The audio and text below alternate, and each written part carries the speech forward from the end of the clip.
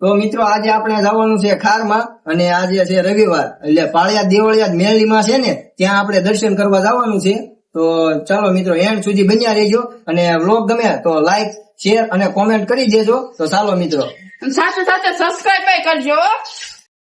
તો મિત્રો આપણે તૈયાર થઈ ગયા છે અને જોઈ શકો છો આપણા બે મિત્રો અહીંયા છે અને એક મિત્ર અહીંયા ગાડી ઉપર બેઠો છે. આપણે 4 જણાને ટોટલ જવાનું છે આ ગાડી લઈને. તો ચાલો મિત્રો.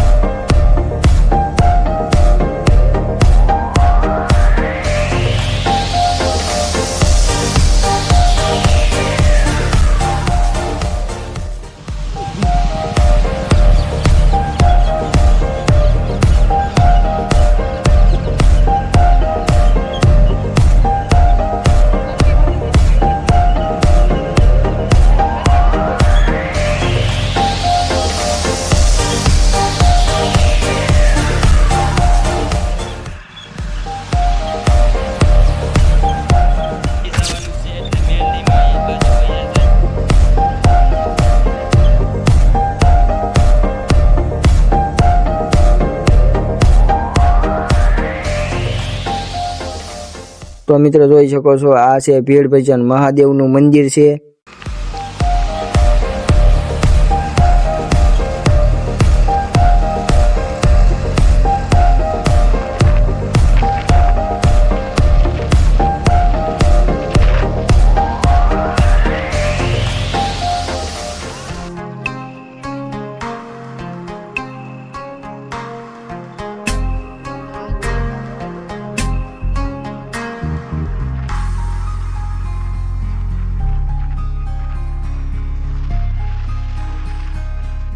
તો મિત્રો જોઈ શકો છો આપણું આ રાજપરા ગામ આવી ગયું છે અને જોઈ શકો છો સામે જે રસ્તો જાય છે તે વલભીપુર સાઈડ જાય છે અને આપણે જે વળવાનું છે જમણી સાઈડ વળવાનું છે ત્યાંથી આપણે ખારવાળા મેળીમાનું મંદિર આવે છે. તો જોઈ શકો છો આ છે રાજપરા ગામ.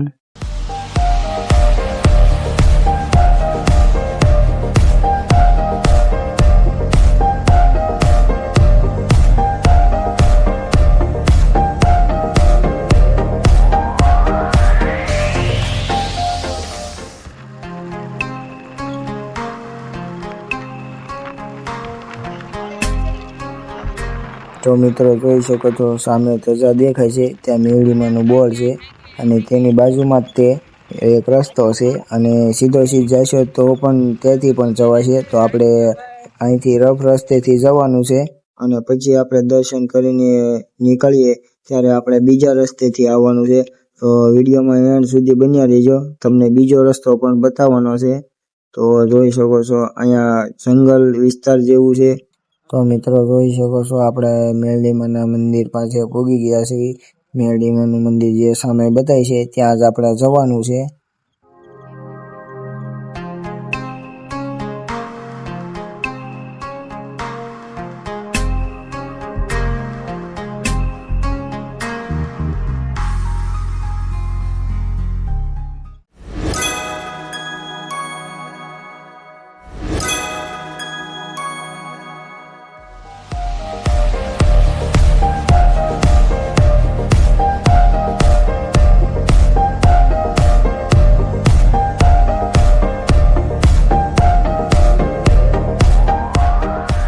તો મિત્રો આપણા આશીષભાઈ ચાંદલા કરી રહ્યા છે અને અત્યારે આરતીનો સમય થઈ ગયો છે અને ભુવા દાદા છે તે અત્યારે અગરબત્તી એકઠી કરી રહ્યા છે અને અત્યારે આનો ઘણો ઇતિહાસ છે પણ અત્યારે આપણે નહીં કહી શકીએ. આના માટે આપણે સ્પેશિયલ એક વિડીયો બનાવશું.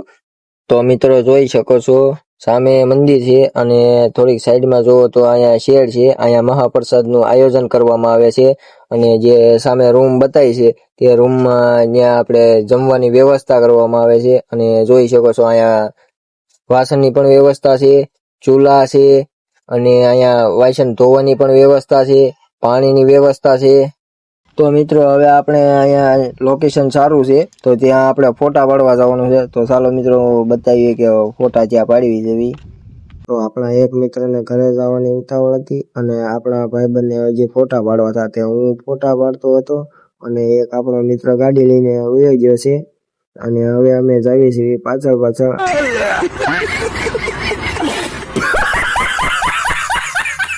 તો મિત્ર જોઈ શકો છો, આ મિત્ર છે તે ગાડી લઈને નીકળી ગયો હતો અને એને હવે બેહારી દીધો છે વશમાં. અને હવે આપણે ગાડી ચલાવવાની છે અને હવે જવાનું છે આપણે ઘરે.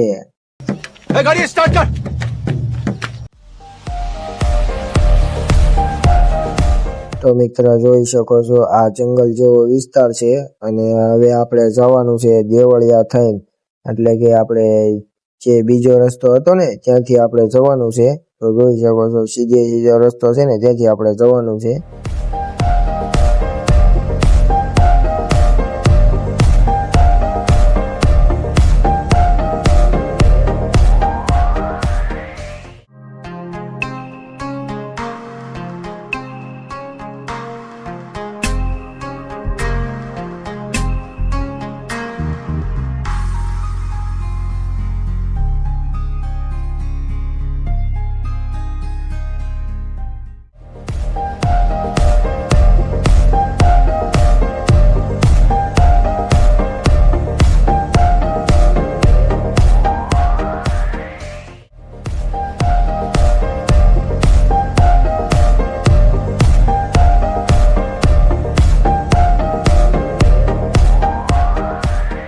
તો મિત્ર જોઈ શકો છો, અભયભાઈને આપણે અહીંયા ઉતારવાના છે.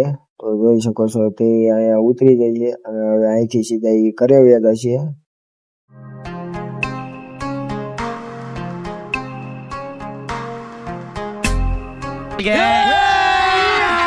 अभी मजा आएगा ना भिड़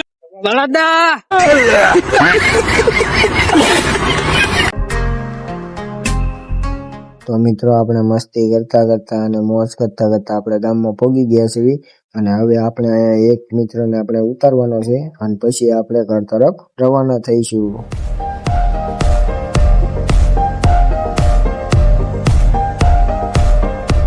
તો મિત્રો જોઈ શકો છો, આપણે બધાને ઉતારતા પહોંચી ગયા છીએ અને ચાલો મિત્રો અહીંયા બ્લોગ આપણો પૂરો કરીએ છીએ. લાઈક, શેર અને સબસ્ક્રાઇબ કરી દેજો.